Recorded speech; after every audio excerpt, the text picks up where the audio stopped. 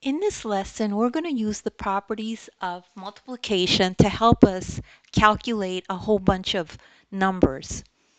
So if we have a problem like this that says find the missing number by using properties of math, and these are all multiplications, so we're going to use properties of multiplication. So we have 2 times 10 times 5 equals 5 times a mystery number times 2.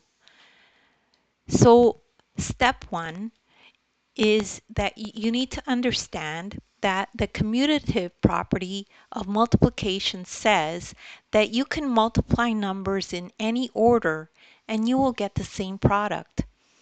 So we could see that here's a 5, here's a 5, and then here's a 2, and here's a 2. So 10 would probably be here.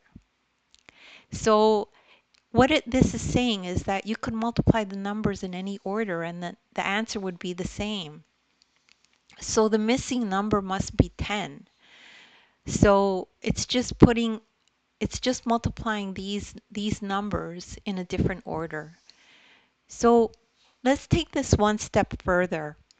The associative property of multiplication says that you can group the factors with parentheses and get the same product. So you could use this rule to multiply the numbers that are easier to multiply first. So let's see how that looks. So we could take the original, 2 times 10 times 5, and we could multiply 5 times 2 first because it's really easy to multiply 5 times 2. We know it's 10, right? So 5 times 2 is 10. So then we can just multiply it with this 10. And then that'll give us the answer. And the answer is 100. So these are good properties to know when you're doing problems, any kind of problems, even if you're doing mental math. These are good things to know.